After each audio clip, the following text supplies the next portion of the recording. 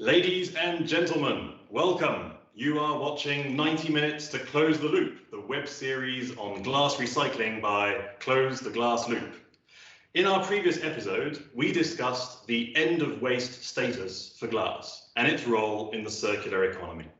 In this episode, we'll be looking at the start of waste, that moment when a product that was picked up from the shelf, taken home, consumed, and the package of which becomes a waste, and we hope goes on its journey back into the loop.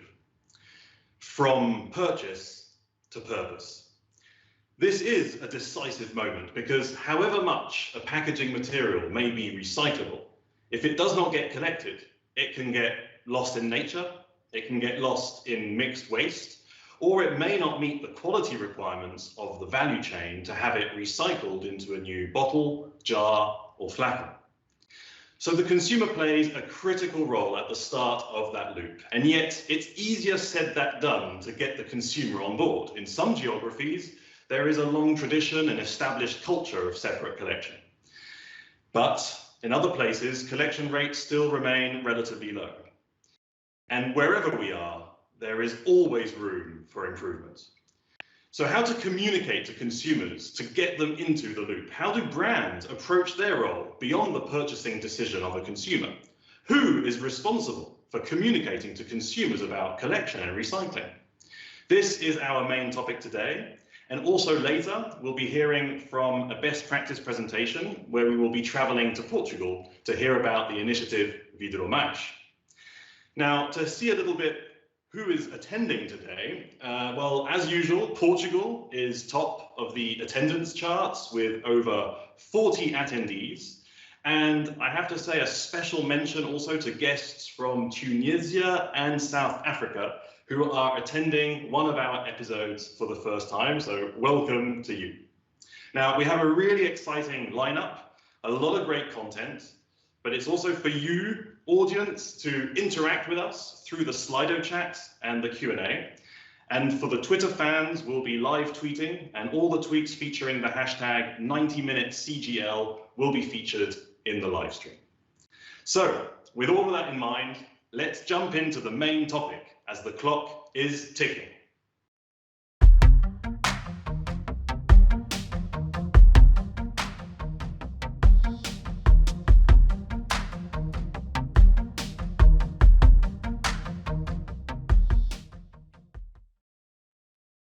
So for our keynote speaker, we always like to invite someone who gives us a broader perspective, not just necessarily focusing on glass recycling and the specific aspects related to glass recycling.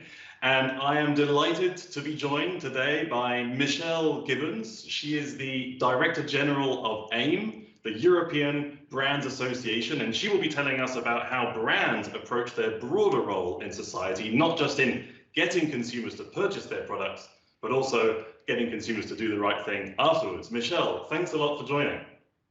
Thank you, Jean-Paul. It's great to be here. Hello to all. And please go ahead. The floor is totally yours. Thank you very much.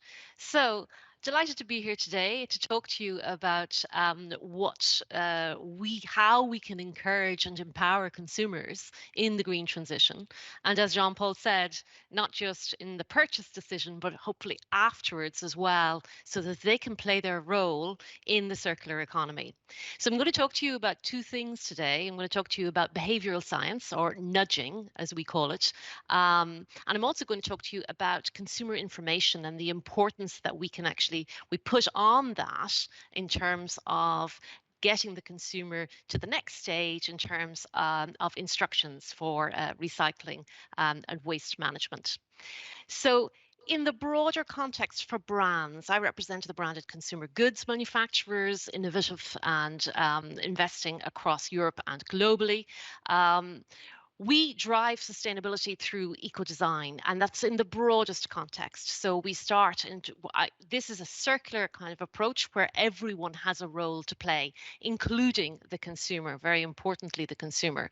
We look at optimizing packaging, we look at working along the supply chain with our partners in terms of responsible sourcing, looking at how we optimize our production processes. This is in the manufacturing of the goods.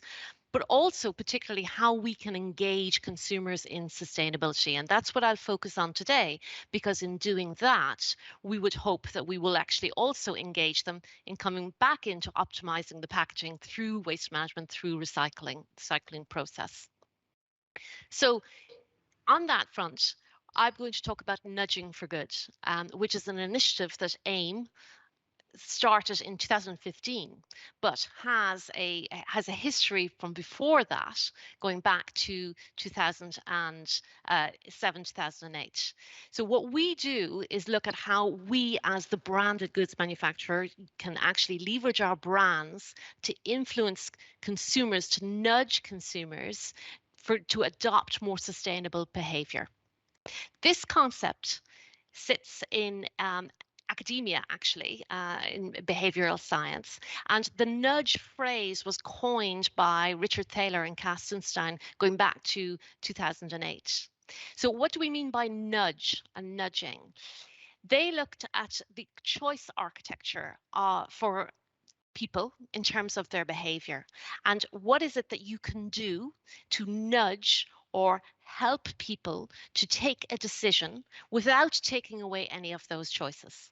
So nudging them towards a more sustainable behavior, towards more looking at their health, their well-being, various different aspects. This is the nudging concept. For brands, communicating the interaction that we have with consumers, obviously that's in our DNA. So what we look at is how can we, using our own consumer insights in terms of the brands that we have, how can we help the people on that journey in terms of changing their behavior to adopt a healthier or a more sustainable lifestyle. This is the essence of the nudge approach, and it came out of academia and has become much more prominent over the past 12 years since they launched it. And in fact, the European Commission actually has also in 2019 created a behavioural insights competence centre within the Joint Research Centre. So it has gradually increased in terms of its overall take-up. So brands have given our unique position in terms of that relationship with consumers. We have the possibility to influence that decision, to persuade, to nudge consumers across all kinds of channels, in the home, on the go, through digital channels.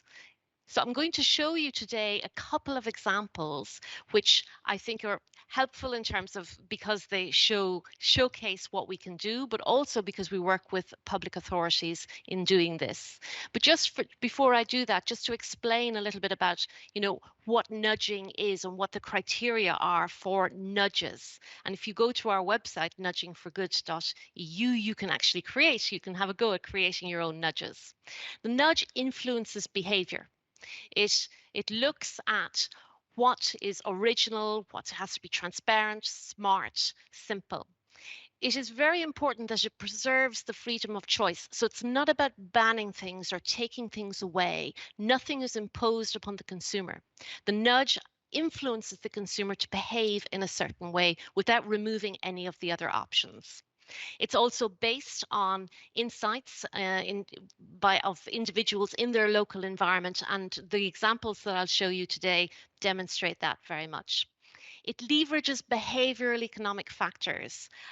You're looking at education, information, marketing, communication. There's a whole collection of concepts that come into this. It's based on creative redesign of situations and interaction points.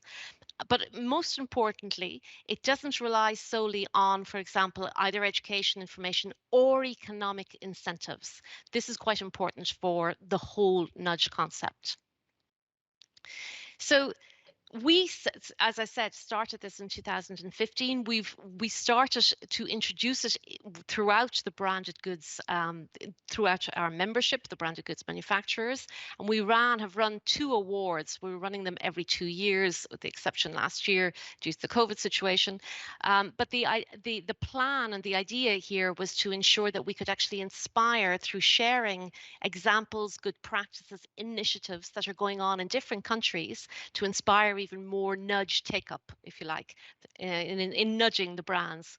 We have specific award themes: health and well-being, environmental sustainability, and social responsibility. That crosses those.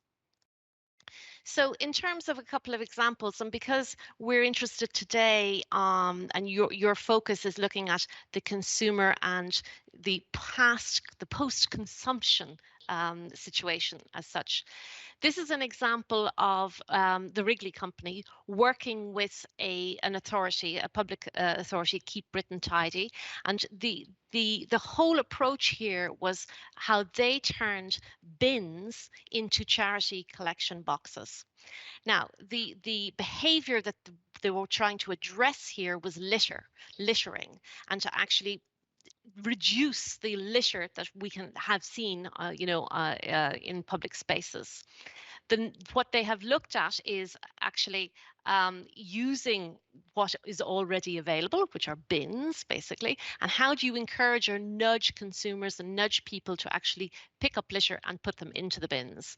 So they used the approach that they took was to, because it was local, there were local initiatives in different parts of the UK. They worked with local charities, and the bins became collection points for charities. And the more litter that went into the bins, the more that was donated to charities. So the nudge here in this instance is looking at where you actually can encourage or engage people in a local environment to behave in a certain way, which not only has the impact of improving that local environment, but also has the added benefit of actually making a donation and supporting a local charity of choice. So this is the concept that they developed and delivered with that authority, Keep Britain Tidy. So this is one aspect of an example, if you like, of what you can do in terms of the post-consumption stage, when you're at the post-consumption stage of the consumer. That's one example. Another example that I can show you today was our winner from one of our winners from the 2019 awards. And this is Pampers, and Pampers giving diapers a new life. So this was an initiative that happened in the Netherlands, where this was a focus of Procter & Gamble, who developed smart bins and working with the municipalities in Amsterdam, and put smart bins, if you like, for diapers in different locations. Now, the challenge here is for particularly young parents and new parents who come to understand that once you have children and you go into the baby, the diapers issue or area of life, you realize that despite all of the different waste separation that you might do for other things that you use, diapers go into the mainstream waste stream.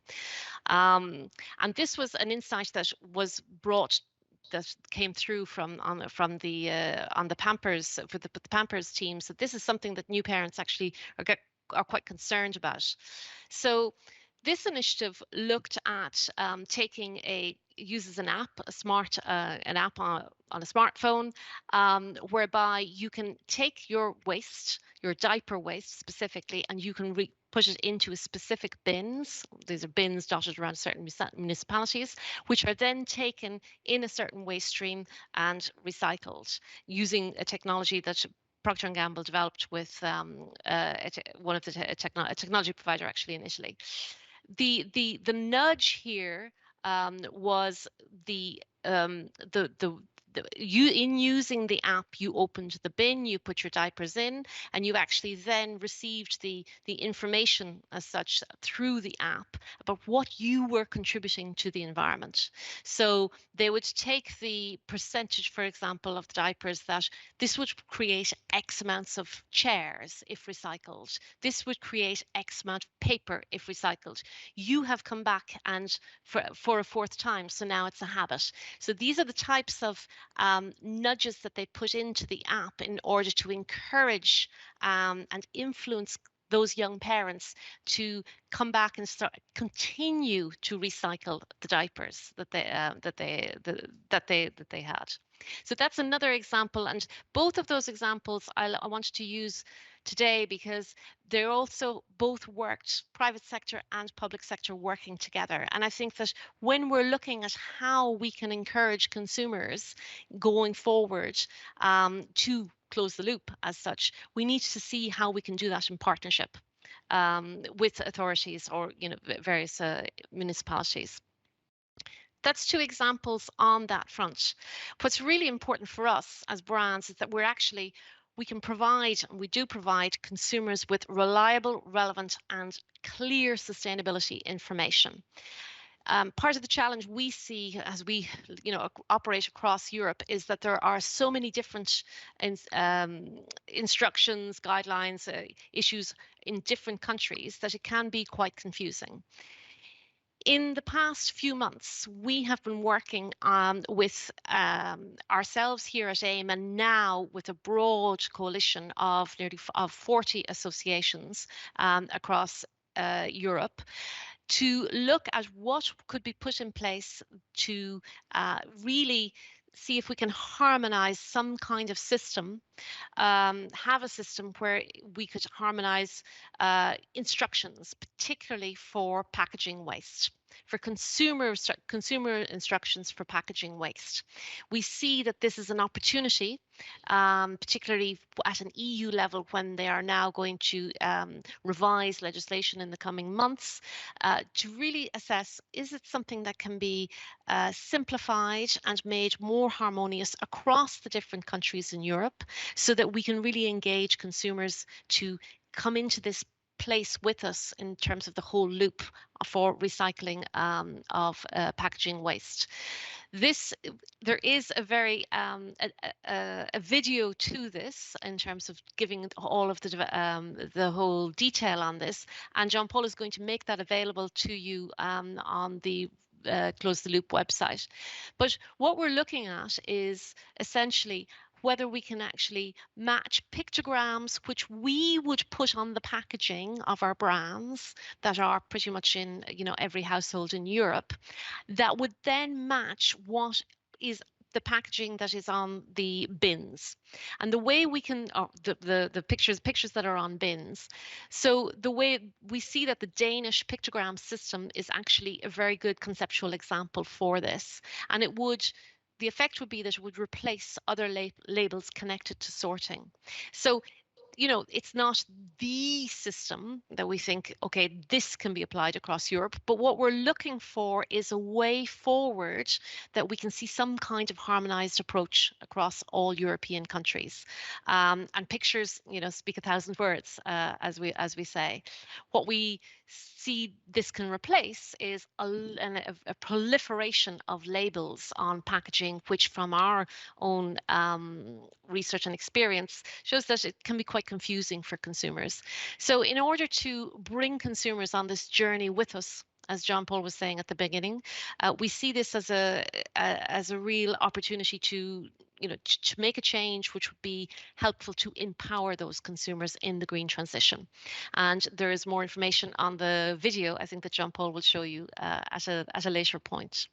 So that's it. There's two initiatives in terms of empowering the consumer in bringing them with us in the green transition. Perfect. Thank you so much, Michelle, for having shared this with us. I'd have maybe a question for you in terms of the nudging, especially. In packaging, brands have a responsibility when it comes to the packed products that they place on the market. They have a responsibility on the disposal on the proper disposal, the proper collection and recycling of that packaging. Do you see nudging as playing a role there, or is it more something that is important when there is no legal regulatory structure behind that actually imposes on brands to take those steps anyway? Do you see that as complementary, or more an area of activity that happens when there is no regulatory structure? I think it's one of the tools in the toolbox. You know, it is something that we can really see has an impact, a positive impact on consumers' behavior, and that is something that we need to bring with us. We have our extended producer responsibility obligations anyway. We have our own commitments from a sustainability agenda point of view. Each company has, we have them collectively. So there is a role for nudging to play. It's not the only role. It's not the only let's say tool in the toolbox, as I say, but it's one that helps also from the attraction for the consumer, because the regulatory and legislative side, these are obligations on the manufacturers that they're going to have in place anyway. This is really trying to bring the consumer with us. And also maybe it's a way of investing some of the activities that brands have in terms of advertising.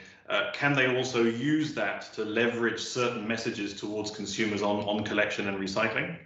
Yes, I think they can. I think that this is where they can see what kind of approach works in different places and in different countries through different channels. I think that has to be assessed though with what's happening in those different markets and municipalities, regions, local regions, because you need to speak to the consumer where they are. So the Portuguese consumer, is different to the Dutch consumer. And there will be different also collection systems, etc. So it should be adapted. We need to really assess there's no one size fits all from an advertising point of view. You need to really assess from market by market, because consumers are local, by nature. Yeah, and there's also this challenge between harmonization on the one hand, adapted communications on another, whether it's on marketing or whether it's on communicating to consumers on doing the right thing on collection. Absolutely, absolutely. And it's one of the reasons why when we're looking at that kind of harmonization approach, for example, we look at pictures and pictograms as opposed to the language. And, if that was possible, then you'd do something, that hopefully would apply, it would appeal to consumers, from that point of view, as opposed to trying to actually do everything in every language. Yeah, there's some discussion in the audience about, is it a good idea? There's already a lot of, recycling information on packaging. That's Mike Rose mentioning that. There's also a question on whether this initiative on pictograms that you talked about, does it apply to single-use packaging or does it apply to packaging at large?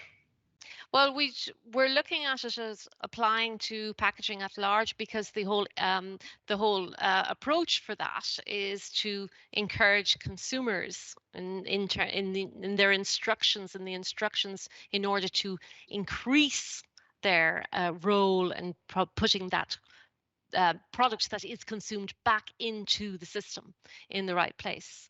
So I agree with the point. There's a lot of recycling information out there, but that's part of the problem. There is a lot of information out there. How do you ensure that it's understandable, reliable, relevant, accurate for consumers without overloading? Yeah, perfect. And we'll be discussing that also more specifically when it comes to the challenges faced by glass packaging in our panel debate. So thanks a lot, Michelle, for having opened the floor, given us this broad perspective on the role of brands in this area. Thanks a lot for having joined the show, Michelle. Thank you very much. It's been a pleasure.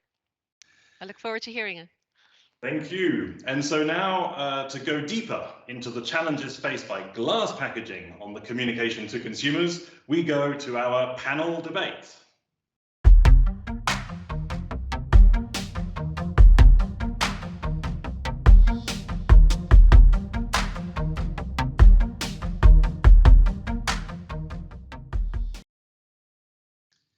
And for this panel debate, we'll be hearing from 4 different national contexts when it comes to communicating to consumers. We've heard about some ideas around harmonization. We'll probably also be hearing about targeted communications in this panel. So I am joined by 4 panelists. Monika Piber, she is Public Relations Manager at Austria Glass Recycling in Austria.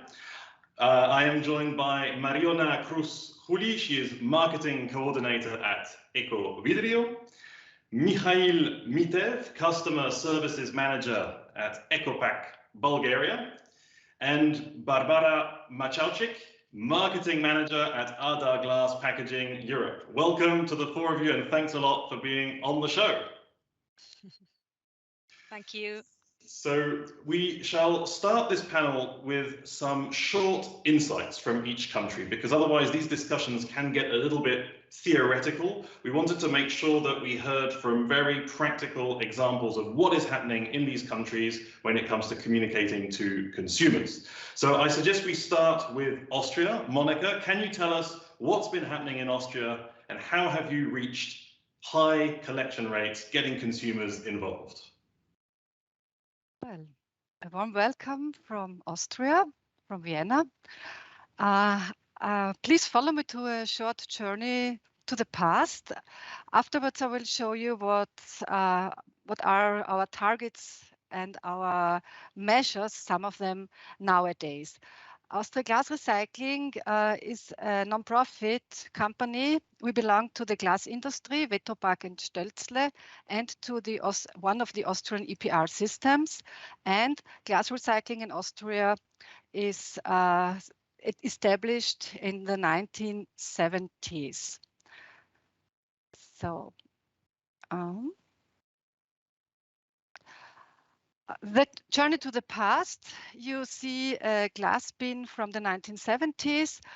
The number 1 says Umweltschutzaktion. That means in English a measure for environment protection. And the number 2 says Sie helfen damit dem Roten Kreuz. Means in English you help the Red Cross. So from the beginning, the glass recycling system addressed the citizens, not the consumers. We addressed the citizens and in their responsibility as a responsible citizens. That's a little bit double, but you will maybe hopefully understand what I want to say. The next one is from the 1980s, a little bit more colorful. There we say every day is a collection day. We also say thank you.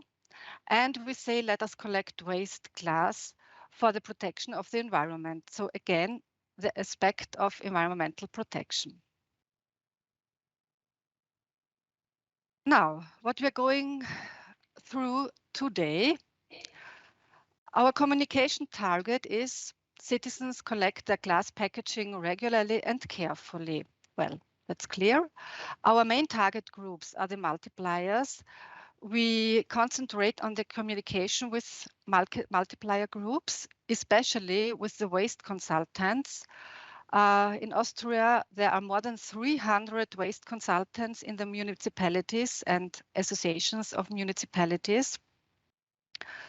Of course, we address the media and the disposal companies, our partners in doing the collecting. They have a lot of daily contacts to the citizens. We want to reach everyone living in Austria. It's about 9 million people. And we also have a dialogue network. We are in a consistent dialogue with the municipalities and the authorities, ministries and so on, with the industry, the trading companies, and also the disposal companies, our partner. Some examples. What do we provide for the target group multipliers? It's a diverse from the website, of course, to what I want to point out. Every 2 to 3 weeks, an email newsletter with one topic, one message. So the target groups, they receive very often information messages from Austria Glass Recycling. Yes, of course, press information, all of that kind.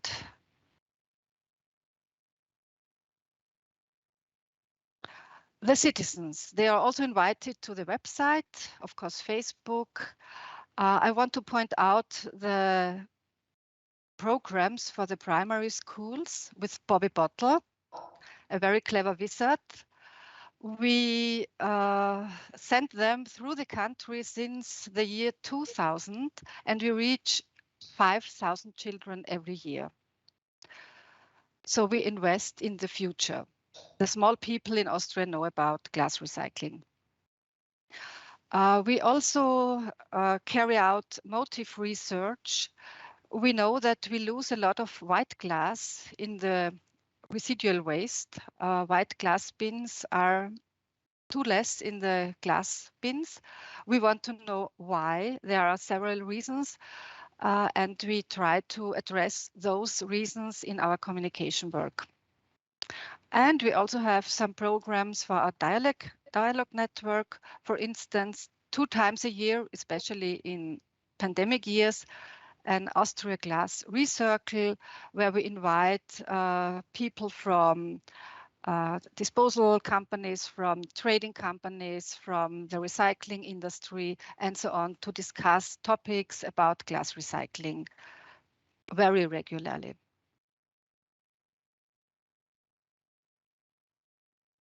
Well, I'm coming to the end. It was just a small picture book that wants to show you the diverse information we try to provide. Thank you very much. Thank you very much, Monika, for sharing that experience in Austria, and we'll have time to go through some of the points that you raised on getting, let's say, to the citizen rather than the consumer. Let's hear about that in a second. First, we travel to Spain. Mariona from Ecovidrio, another extended producer responsibility scheme dedicated to glass recycling. Can you share some best practice that has helped you increase collection rates in Spain? Hello, everyone. Thanks, Jean-Paul. I'm delighted to be here. Let me talk you very briefly about how heart-driven campaigns can improve our results. At least we are Spanish, so we love to talk about emotional things. First, let me go a little backwards and to start with the starting point. Studies in Spain show that citizens already know that recycling glass is good for the environment. Actually, 86% of households know the actual benefits of recycling. So in Ecovidrio, we say we have already conquered their brains. Now we have to conquer their hearts in order to mobilize them, to be relevant for them. So we have, I recently saw this quote, which I really liked, and I thought it was really appropriate for this presentation, which tells you that empathy and human connections are the new superpowers to build something with your audience or to build a large audience. So let me show you how we have developed really briefly our heart-driven campaigns, as we call it in Ecovidrio. These are campaigns that, in a way, they're our way to add value to the citizens' effort already that they are doing about recycling glass. So apart from doing something good for the environment, which they already know, which is recycling glass, we go an extra mile and added a new value, which would be to donate something to a good cause, normally a social cause. Let me put you 2 examples. This one is one that started 8 years ago in Madrid, which is called Recycling Glass for Them. For us, it's one of our biggest campaigns. It's more than a social campaign. This campaign started when we painted our famous green containers in Spain, which everyone knows they are the glass containers. We painted pink, which was like a big shock for the consumers in a way, but we did it to raise awareness during Breast Cancer Month. So what we did was to ask our citizens to collect their glass in those containers in Madrid the first time, and then Ecovidrio would donate a sum to a cancer investigation foundation if they recycle in those containers. This has been one of our most valued campaigns for our citizens. Nowadays, We have it in more than 60 cities throughout Spain. And each year, new councils ask to be part of it because it's a really good cause and it's really interesting for media, and also celebrities support the campaign and citizens really value it. Briefly, another example of our heart-driven campaigns, as we call it, would be Kilo por Kilo, which is a campaign in which we ask citizens to recycle glass to curb hunger. Since COVID, at least here in Spain, a lot of people lost their jobs, so more and more families were reaching the poverty line. So past lockdown on June 2020, we launched this campaign in Madrid, where we asked citizens to collect 1 kilo of glass in those containers, so Ecovidrio would donate 1 kilo of food to a national food bank for those families in need. It was also a reminder in a really sensitive time to keep collecting their glass and keep recycling during that weird situation post-lockdown, which everyone was a little bit scared. It started in 2020 in Madrid. Last year on 2021, 15 cities were implementing it, and more than 15,000 kilos of food were donated to food banks. And actually, just a meaningful thing to make sure you understand the importance or the relevance of this campaign, which was a small one, is that actually it was the first time that Madrid mayor was attending a press conference for an awareness campaign of Ecovidrio. So you can imagine the importance of the timing of that campaign. And finally, just to tell you that there are other ways, not social, implemented to do heart-driven campaigns as well. It's just to think about what matters to people and think about their favorite sportsman or their favorite celebrity or their local festivity. It's something that is close to their heart, that they enjoy, that they appreciate. And if you consider those people to be spokesmen for your message, it would be closer to their hearts and they will understand and be more mobilizing for them. So just to conclude, 3 main topics. As we say, we build and we try to build a habit every day in Ecovidrio, recycling glass to our citizens. So we always have to try to make it relevant for them. Then with those heart-driven campaigns, what we accomplish is we have a double impact in a way, because we work for a better environment, but also for a more socially aware society. And finally, as I said, you have to learn what's important for your citizens, for your consumer, and be present in their life, because that is the only way you can build an emotional connection with them. So thank you so much for your time.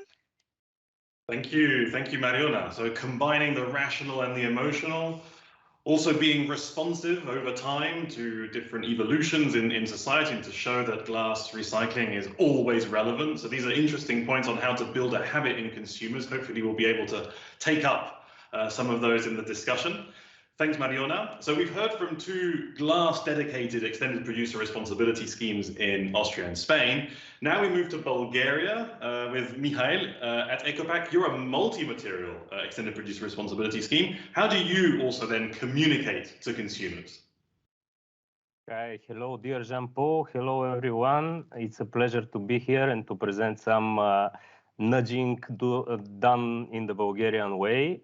After all those beautiful presentations, what I can say is that ECOPACK is the first and biggest EPR scheme on the market. We transposed the EU directives 10 years later than everyone here on the panel and maybe in the audience. So since 2004, we have in Bulgaria the EPR obligations and everything. So after doing 13, 14 years of strong communication, because this is has always been in our DNA, in our focus, we decided between 2017 and 2019 to start a 3-year project together, hand in hand with the obliged industry. So we created this share value program in which on one hand we were helping before the new transposition and the new circular economy package to come, and all the communication to start being obligatory for the business, we wanted to do something in advance. We wanted to create a co-branded communication with a call to action. We identified that our biggest clients, our biggest member, being very heavy on different types of material in terms of packaging put on the market, that those are the leaders, the local ones and the multinational ones in the FMCGs and in the modern trade. So in order to be a favorite store or a favorite brand, you have a lot of communication. And we wanted for the business, for our members, to identify their greenest brand or their greenest initiative that they plan in their calendars, and to integrate a joint message which would nudge I like the word very much, to nudge the consumers to do the right thing, to dispose after they take the pleasure from the consumed product to use the proper bins. So that's why we made some, of course, equal terms, but also individual approach with adaptable design. You can see here that okay, it's in Cyrillic, but doesn't matter. It says collect separately, live clean, ECOPACK and your brand or your company together in favor of the society and the nature. We have it only in Bulgaria because this is towards the local consumers, of course. And because we are very short in time, and Jean-Paul promised some good rewards if we finish on time, I will go directly to the examples. Okay, as you can see here, we have a lot of co-branded initiatives. One were only to put it in some visible spots, like on some infrastructure or on some bins. Others, we made some video games. We made on-spot beer fests, where, for example, if we can make some glass example, you have to bring 10 empty bottles of packaging, and this is your entrance fee to have a rock concert and beer fest. We entered in a lot of stores, in shopping malls. We did TV commercial, we did billboards, we did everything with the favorite brands. We created even for the big shops for home appliances or for food. We made some customized video clips in order to promote the separate collection. And as you can see, there are a lot of initiatives, a lot of brands. We had a huge response. We identified our target of the biggest 100 clients, and we managed to do activities with 65 of them. With even on the packaging on the top left, you can see that even on the packaging of the soft drink, you have collect separately, ECOPACK, and these soft drinks tell you that this is a good stuff for your country. So we were practically everywhere, and then the COVID came and everything went where it went. So this is one example which was very good, which had a very nice response from the business. They integrated it in their CSR reports, in their sustainability reports. Some of the campaigns are still ongoing. So let's hope that wars, COVIDs, pandemics, all this stuff is over, and that we can continue to motivate our consumers to do the proper thing.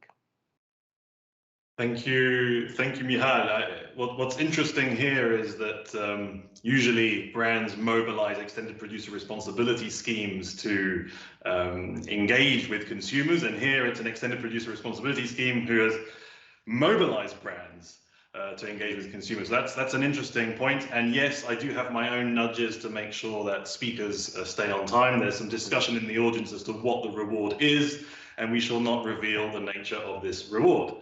Okay, we then move to Poland with Barbara. Here we have a different situation. Barbara is representing a glass manufacturing company, but they also have a responsibility to ensure that consumers do the right thing. So Barbara, can you tell us about your activities in Poland?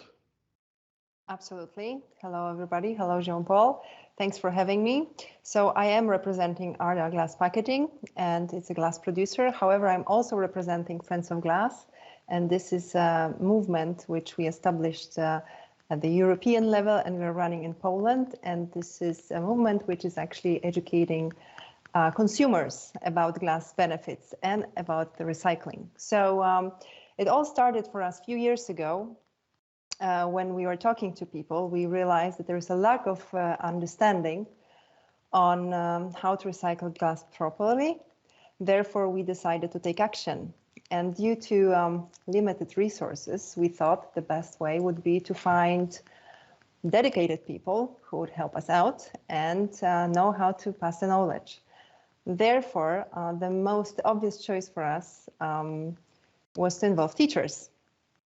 And we created ECOPACK, which is a project divided into two parts, the educational one and the creative one.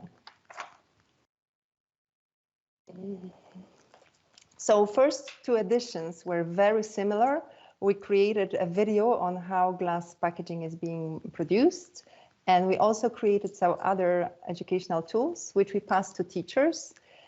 And the creative part was for kids, and it was a competition which was focusing on second life of glass.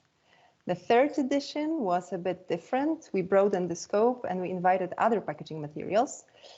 And we also organized a workshop for about 100 teachers, giving them the resources which were useful for them, but at the same time, getting out there the industry message, which was very important for us. And again, as a next step, we organized competition for kids, which was focusing on glass, but had different themes depending on age. And this year's edition, we are still planning. However, we know that this is International Year of Glass. So due to that fact, we want to create a glass lesson, which will focus on glass packaging only. So as a small team, we focus on Wielkopolska province. So this was the location which we are running ECOPACK. We started in 2016. So far, through all those years, we engaged with over 130 schools in our province and over 900 participants. We increased the collection rate through the years we are running the program in this particular province.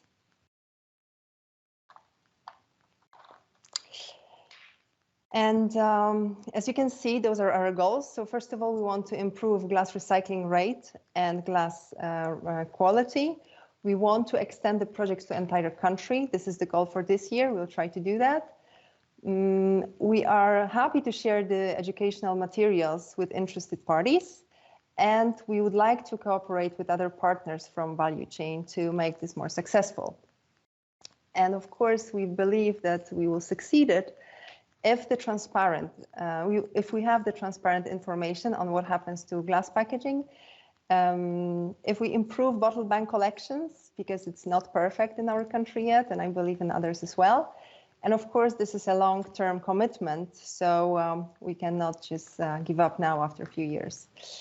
And as a summary, I can say that we are a great example that even if you don't have a big budget, you can make an impact, but you just need to be smart and involve the right people to support you.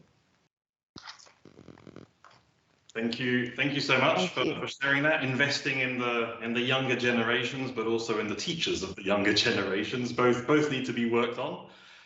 So that gives us a nice panel of contexts, of approaches, of ideas on how to communicate to consumers.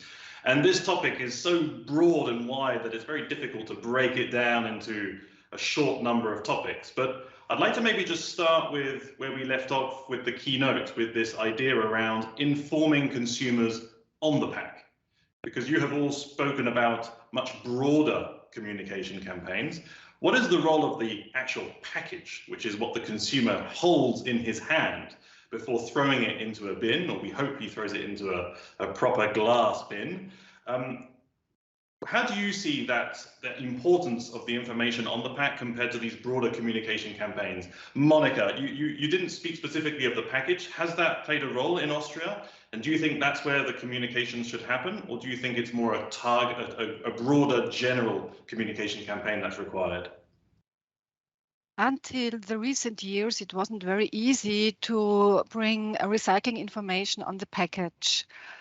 But I think it's now a changing phase. The companies, also the brands, realize that it's not that they can be connected to waste. Austrian companies, the argument often brought that they cannot be connected to waste with their products. And I think now that's changing because of circular economy topics and so on. And I think it's it would be a good place, and in addition to other communication work, I think it would help very much if people can read here on that product where to put it. No, we cannot see it. So that's my opinion, and I think it's now a different aspect as several years ago. And maybe digital tools can also help here, yes. offer additional options. Mariona, in Spain, have you considered the on-pack communication, or have you focused very much on these broader campaigns? For us, I think personally that every step that informs the citizen and makes things easier for them to recycle, in our case, glass packaging, is a step in the right direction. In the case of Spain, some brands have incorporated recycling messages in their packaging, even if in the present time it's not mandatory by any law.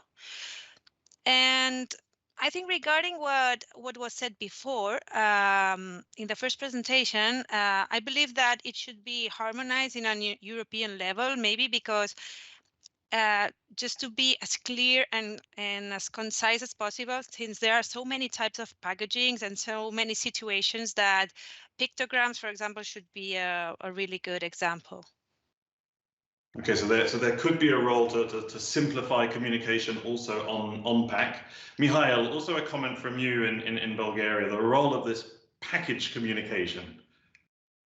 Sure, it's quite interesting because when I was going to my members and explaining the campaign and wanted to co-brand something, to make a message, to extend it to their end consumers, they were always saying that on pack it's prohibited. Don't even think about it. It's huge. We have a lot of messages over there. We cannot incorporate something else. We cannot be related to the garbage, to the trash, But after the public pledges, after the new version of the European directive, now a lot of on-package messages appear without having this together campaign.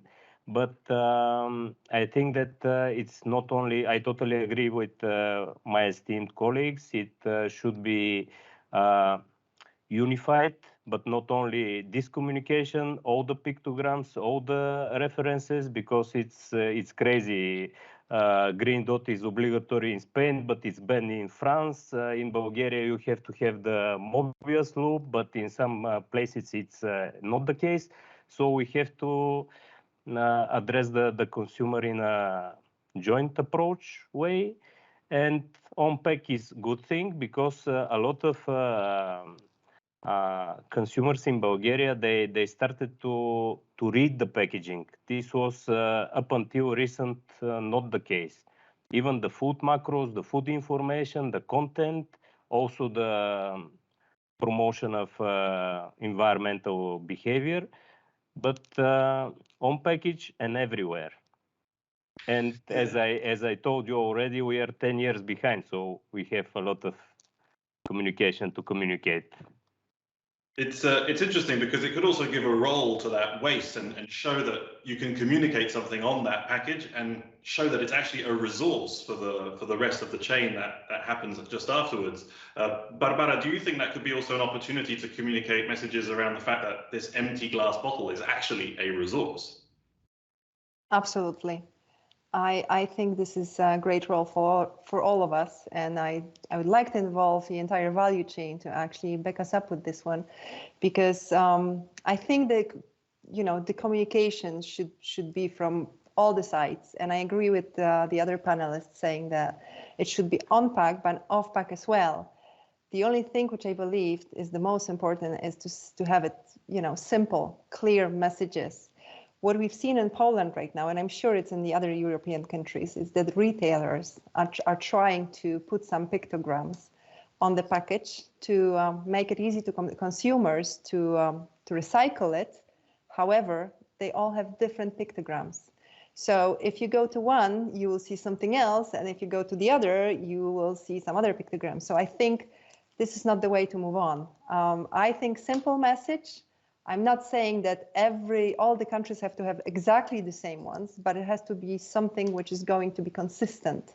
So yes, on and off pack, but simple, clear, and well, basically, let's not make up another story because we have another, product on the market. So I think this is going to be a biggest challenge to simplify it. Okay, thank you very much. Another area that I'd like to explore with you is the sort of chicken and egg type thing, because we're talking about communication, but it's difficult to communicate in space. I mean, you're communicating on very real situations in every country with specific collection infrastructure available, specific sorting guidelines. How do you organize yourselves in these campaigns, and what kind of, let's say, share or percentage of your general investments do you put on communication compared to making collection infrastructure available to consumers and citizens? Monika, how has that played out in these 45 years of history that you talked about, the combination between communications and infrastructure? Well, as far as I know, it always was coming hand in hand. And now when we are changing a system in a village or a city, it's always together with communication, with intensive communication to explain, to tell the people where their collection bins are now, if something is new or a new place is opened. So I think it's always hand in hand to renew the infrastructure or to implement the infrastructure and the communication about it and about the reasons and about what to do, so that people know why and what, and that they always can trust the system. You should always take care that people trust the system.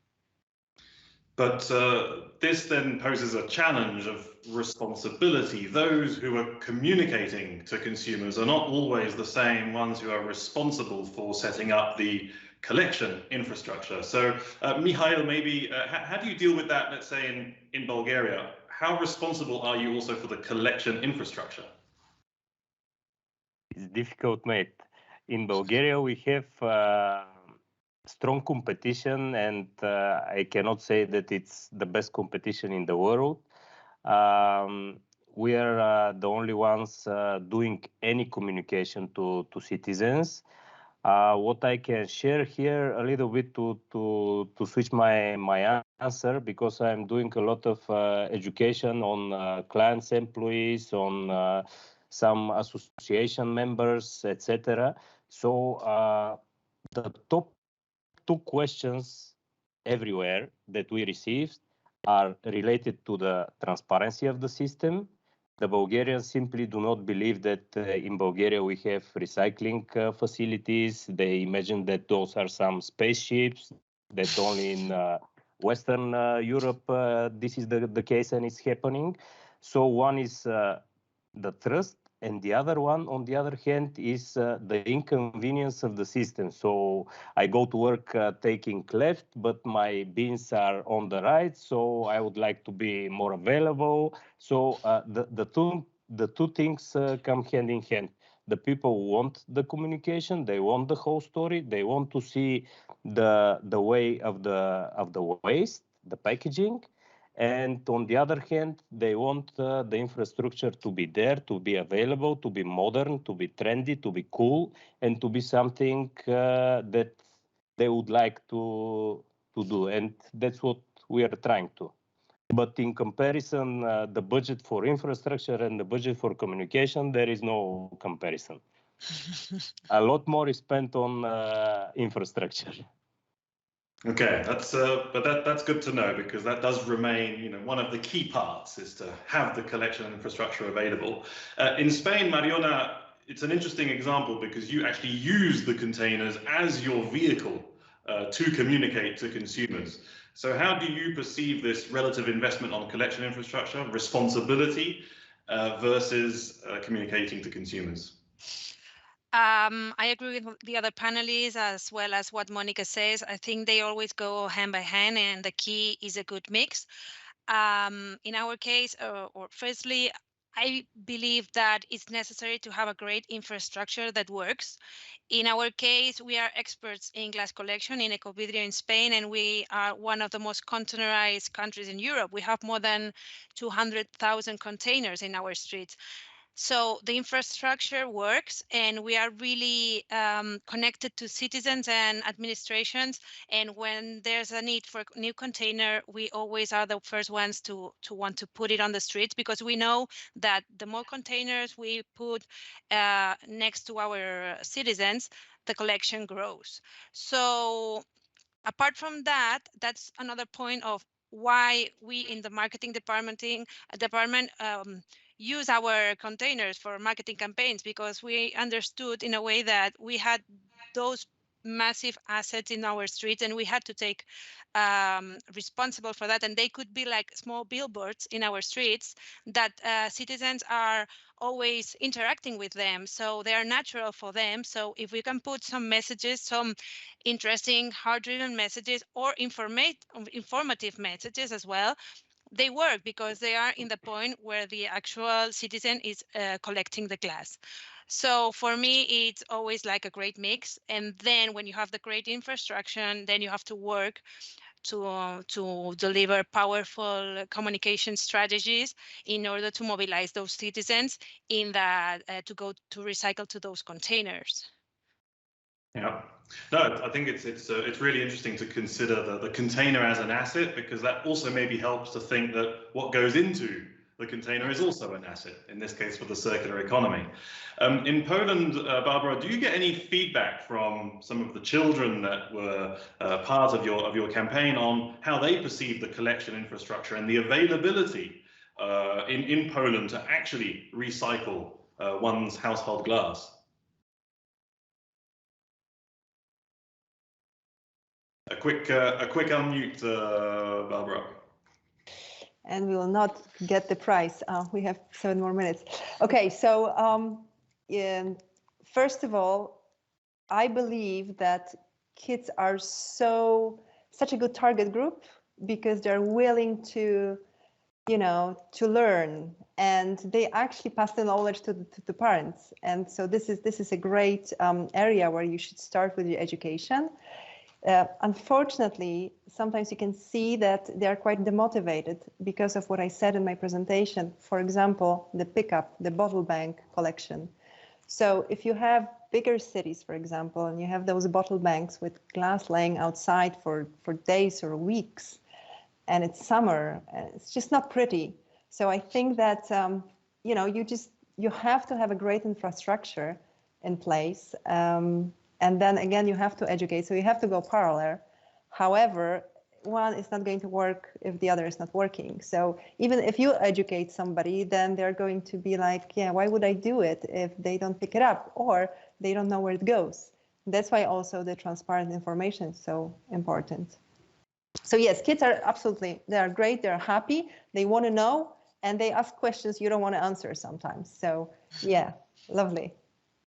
A bit like mine. Okay, that's good to hear that there is a motivated generation of young kids out there. We do need to provide the collection infrastructure for them. I have also a question from the audience, which probably connects to this idea of the financial incentive. We talk a lot about these. I mean, we hear about deposit return systems and all sorts of other ways to financially reward the consumer who's done the right thing. Do you think there is a role for this when it comes to glass packaging, or do you think that collection should be perceived more as a long-term civic duty, and that's the only way that we can have an impact? I'd like to hear Monika on that first. Well, I don't know. I'm more on the side of the civic duty, because well, nowadays everything is gets incentives, and people they don't do anything without an incentive. But who is going to pay that, and where will that end? I don't know. But maybe it's a very good idea for campaigns, but for the steady communication, we will see. I'm not sure. But the trend is going to incentivizing, yes. Yeah, and Mariona, also a reaction to that in Spain. How do you perceive this? I mean, do you think that glass requires a financial incentive to be returned? I mean, in Ecovidrio, we actually don't believe that the deposit system, a refund system, is necessary. We are more torn into the incentive that incentivizing citizens for a task that is an actual citizen duty, as you said. It's like, forgive my French, but it's like no one is incentivizing you to pick up your dog's poop in the street. I mean, it's part of a civic duty that you as a citizen have to do, to be civilized and to live with other people on your city. So in a way, in Ecovidrio, we have been collecting glass for almost more than 20 years. So the system of the glass containers have shown their effectiveness for over those 20 years. And, you know, we are constantly rising our rates, and we are in a really good collecting rate right now. So we think that using the containers is the perfect chain to achieve our goals. And if I may, there's a direct question to you also on the Kilo for Kilo campaign. Are you able to measure the impact? So do you know, for instance, the percentage increase in such campaigns that that you carry out in Spain in terms of collected glass? Huh? Yeah, for example, those type of campaigns are the ones that we do specifically in some areas, and these are kind of incentive campaigns, but more in a social way. So yeah, we can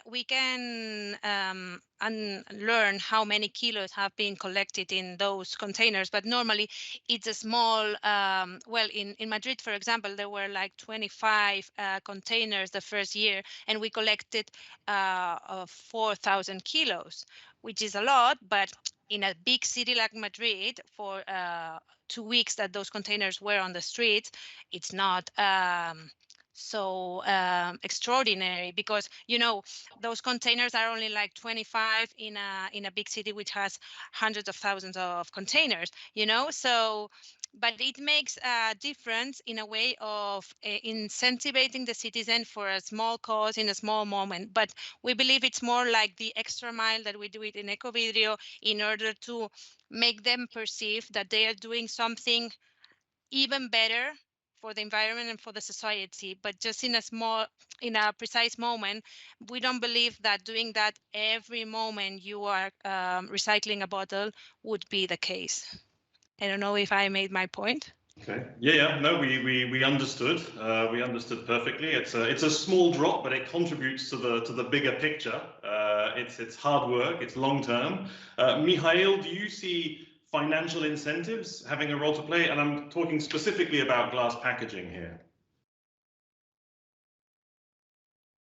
Actually, my third favorite question on my seminars is why don't we have DRS system in our city? Because it's so nice to return something and to receive something. So people are looking for the incentives, but I think that the first step that we have to take, because in our law, we are a strange country. We have the most perfect laws across the globe, but almost zero law enforcement. So we have those huge penalties if you dispose of your waste in the general bin or vice versa, and no one is collecting anything. So I would turn the incentives into penalty collection and like this, and the incentivizing part to be on part of the obliged industry, hand in hand with the local EPR, in order to make some maybe beautiful campaigns in some I don't know, there are a lot of streams to collect glass or whatever the other materials, and to give some reward, for example, or like the great Spanish example, to go to a very strong social cause. Yeah, to connect people with purpose rather than with specific financial incentives. Okay, and indeed, time is flying. So I would also like to speed up this discussion and to talk about how do we speed up behavior change, because we're talking about communication, we're talking about long-term investments, creating this sense of community, civic duty, and yet the regulations are clear, the targets are set, and we're getting closer and closer to the date where we need to reach very ambitious targets on glass recycling. So how do we speed up this behavior change? Barbara. Yeah, I think we don't have time. Yeah, well, it's a difficult question. I believe in education and I believe in communication. So that's all you can do. So communicate from all over. That would be my my idea. Thank you. Okay. Monika, you've been having a very steady progress and you're already very high on collection rates in Austria, but there is still that missing percentage. You spoke about white glass, even more specifically, that there's still a lack of collection of white glass in Austria. How do you speed up this change and how do you make sure it continues to increase? So we have more than 80% collected. That's a high rate. And well, who knows? Who knows the solution? Please call me. I think it's a matter of the rising marginal costs. Every unit is more expensive than when you start with collecting. And we try to communicate very specific now, as you said, the white glass bins with the jam. People are unsure if they are allowed to put those bins into the glass container when there is a little bit jam inside. So that's our topic since several years and still. So we try to point out this topic in all our messages, also to the target groups and so on. So on all channels. That's what we are doing since about 4 or 5 years in a higher intention. Yeah, it's very interesting because on the one hand, we have to communicate very globally and talk about very general things, connect people with purpose, and at the same time, we have to respond to very specific challenges that almost is on the individual level. Yes. Mariona, how do you think communications can help you in Spain really speed up and continue this path on the increase of glass collection? Well, in Spain, I think we are in great shape. We are more than 76% on glass packaging recycle rate. We do in the marketing department more than 300 campaigns per year. We do a lot of local campaigns and some national campaigns. But I think that we have had a growth really steady on the last 5 years in the collection department. And I think one thing which is not marketing related, but has shown to be key on those last year's magnificent results has been actually something that Mihail suggested before, that councils have been implementing a municipal control and ordinances, especially on the Eureka department, which in Glas, you know, it's really important. That has made a huge difference working closely with them. And I think that that should be key in the future to achieve that extra mile. Yeah, okay, that's interesting, and you bring back also the topic of the public authorities that Michelle had also raised. They also need to be part of this whole network of communication. Mihail, do you expect these campaigns involving brands very much to continue in Bulgaria? Do you see that as an option to really seriously increase and continue to increase glass collection? Well, for me, it's pretty clear. We have to go in two directions. One is to shift this boring, suspicious habit that we don't understand, and to make it a cool, trendy, feel-good process that everyone enjoys. And on the other hand, we will achieve this with strong partnerships, because no one can do it by themselves.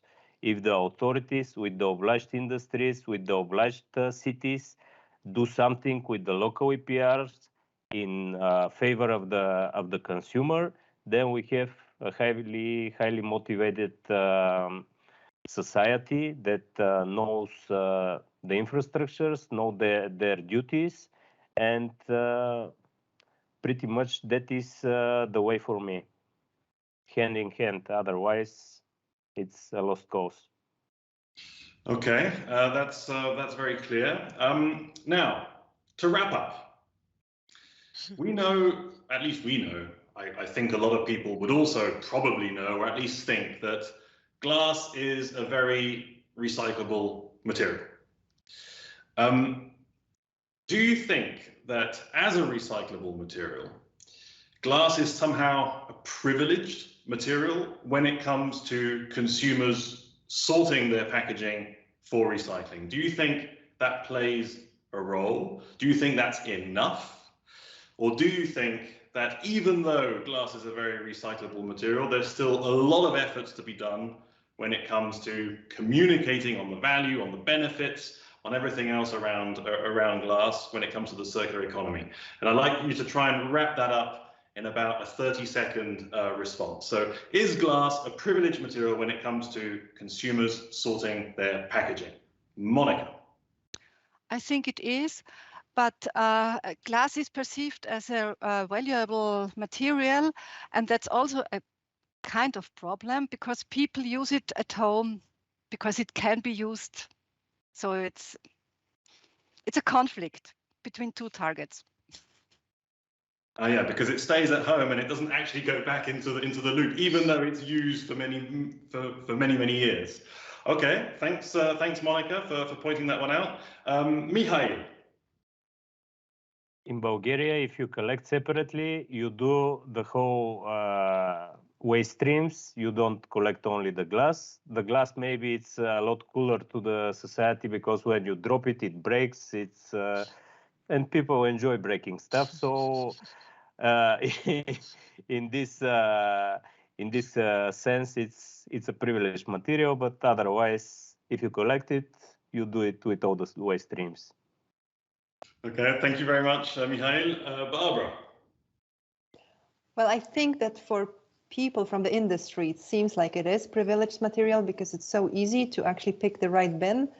But like when you talk to consumers, wider audience, and you hear what they want to put in there because it's glass, maybe not that much, because then it's really harder to separate it. So yes, if you see the multi-packs from other materials, maybe it's going to be very difficult even for us, people from the business.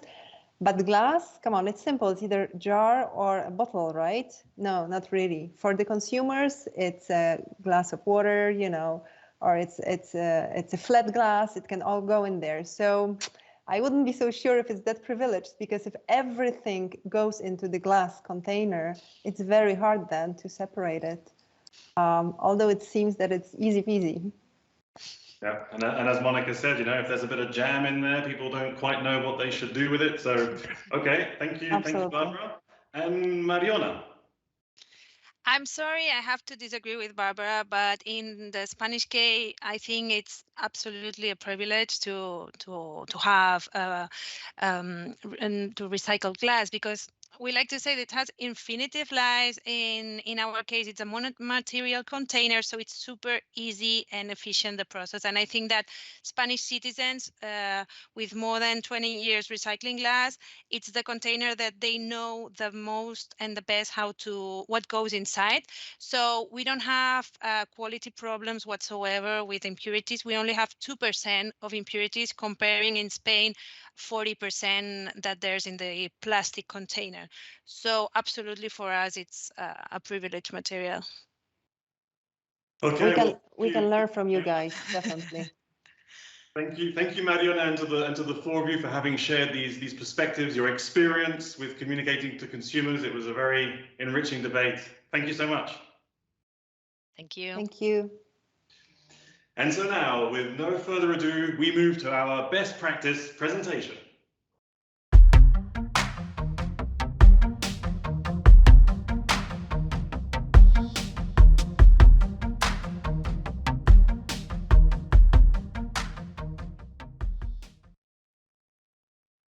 And joining me now is Luisa Magalhães. She is Executive Director at the Smart Waste Portugal Association. And Luisa will be telling us about Vidro Mais, an initiative in Portugal. And we know that we have a lot of very keen attendees to our episodes in Portugal. So really looking forward to hear from your activities over there, Luisa. Hello, thank you for the invitation. It is a pleasure to be here. And it was a pleasure to hear the last panel. So I would like to present the Vidro Mais platform. That is, what is it in reality? So we think Vidro Mais is a collaborative platform. It's a network of entities with a commitment between different players of the value chain. For example, brands, retailers, government, universities, research associations, NGOs, and consumers. And we have a ambitious vision for all of the members, that is make Portugal a reference country in collection and recycling of glass packaging, as well as in the use of recycled glass in the production of new glass packaging. And why we build this platform? Because the glass rate in Portugal, glass recycling rate is really low. We have 56% in 2019, so it's lower than the average of the European rate. So because we feel the value chain is really broken and we need collaboration. I think it's essential to have together the manufacturers, the packers, the retailers, the EPR, the local EPR, the municipalities, and all the universities and associations and governments to make part of this effort. We need to have collaboration. We think we need to increase the quantity and the quality of the available cullet, because for the decarbonization targets also, we think the glass is a permanent material, infinitely and 100% recyclable. So we have to work now. The glass is the most recycled and circular material, so it is important to promote. And nowadays we have a crisis of the raw materials, and if we circulate, if we recycle the glass, we will need less sand and soda, for example. And I think for Portugal, it is glass packaging is feel an important export for the country, so it should be more greener. So I think we feel that together and organized, we are stronger. And if we are not together, we will have some risks.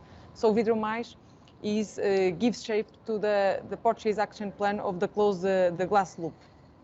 So how it is organized? What is the idea behind this? So we would like to have an organization, a coordinator, that is Association Smart Waste Portugal, that I will talk about it. The idea is to have members from different sectors, different brands, retailers, EPR, local municipalities, organized in, we have an advisory board that coordinates with the Smart Waste Portugal and almost 15 elements from the main brands and the government coordinate. We have a critical friend that is an ONG that we think, NGO that we think is really important with the environmental point of view. We have some working groups that work towards our targets and our vision, and we have also a scientific committee to validate the actions that we should do together. So just to present a bit, Smart Waste Portugal is a non-profit association that works in the area of circular economy. We have 145 members from the industry sector, retailers, waste sector, associations, municipalities, and from different areas. And we try to promote the circular economy through a strategic collaborative work. So regarding the members of the Vidro Mais, the members that contribute to the results of this platform, so we have divided in two types of members: the effective members, that are the entities that participate and contribute actively to the results, and they have a fee to participate in the working groups, and we have also the institutional members, for example, the associations, the universities, some government members that can help to find the results and the targets. We have also decided some working groups to work together. First one, we will try to promote the working group about the roadmap to decide where we go, what are the main challenges. We think the HoReCa channel and also the municipalities have a role, so we try to work with them together with the two different groups. And the communication is the main thing, and the education. So we have to prepare some things in this sector, and also the innovation. So we feel these 5 working groups can work. So we try to develop in this initiative. So what are the challenges? The challenges are different challenges, as I spoke before. So the environmental thing, it's also a challenge that we have to prevent the problems in the environment. We have to ensure the functioning of the internal market. We have to work in the HoReCa channel, the municipal waste, and try to promote improve the EPR system performance also. And we have to promote some campaigns for the consumers, because they need to know more and to be more informed about what should do. And we have to maximize the use of the recycled glass to produce new glass packaging. So we have one goal, that is the collection of 90% of glass packaging placed on the market for recycling by 2030. That is like to close the glass loop. We have to follow this goal. Why we should join the platform Vidro Mais? It is a national platform, but all of the entities are invited to be part of that. As I said, one main reason is because together it's easier to achieve the recycling targets. Also to create a value creation in Portuguese food and beverage exports. It's really important. We have a big producer companies in Portugal. To lower the carbon footprint with the cullet, with more cullet. Also and less energy consumption, obviously. And we are in a moment that is really an issue, because if we are together, I think we find more resilient solutions also, and collaborative, and we have a more efficient value chain. And less dependence on imported natural resources. That is a really important issue. Also, so we have to be more coordinated, informed, and have together a communication harmonized, that we think it's really important. Just to finalize, just to let you know, we have already joined in our platform that will be launched in this April. So we have the institutional support of FEV, and we have also already some members. We have the main glass companies in Portugal. We have the the EPR local. In Portugal, we have the waste sector. We have some relevant brands of beverage joined also, and we have so the government and the main associations in Portugal that can complete all the value chain that are really important for us. So we invite you to join us, and I'm available for if you have any question at the moment. Thank you. Thank you so much, Luisa. A big call to action then for all the European associations out there watching us. If you can inform your members on national level in Portugal to be part of this initiative, I think that would be really worthwhile. Thank you so much, Luisa, for having shared this. Thank you. And so we finish now with an announcement. I'm joined by Vanessa Chenot, that you know, who joins me at the end of all of these episodes. She is Head of Public Affairs and Product Policy at Piber. So Vanessa, what is our announcement today? Yeah, thank you very much, Jean-Paul, and good afternoon to everyone. So today we wanted to invite you already to mark your calendar for the online annual event of Close the Glass Loop that will take place on the 30th of June in the afternoon. And this year, the annual event will be a little bit special because the United Nations have promoted 2022 as the UN International Year of Glass to celebrate the role of glass in society. So we will celebrate the 2nd anniversary of Close the Glass Loop in the context of that UN International Year of Glass. So we are preparing a very nice program, and the idea is to have speakers from all around the world that will share their best practices on glass collection and recycling. But of course, we don't forget Europe, and you will also have the opportunity to learn more about what our 11 national platforms are doing to achieve the Close the Glass Loop objectives. So mark your calendars for the 30th of June, and stay tuned because we'll share some more information in the months to come. Thank you. Yep, the registrations will be open soon. We'll be sending out information. So indeed, stay tuned. Thanks a lot for joining this session today. Thanks a lot for all the interaction in the Slido. Really great to see. Good questions, good comments. I tried to take up as much as I could, but time is always short. And we'll see you in June for our annual event. Thank you. Bye-bye.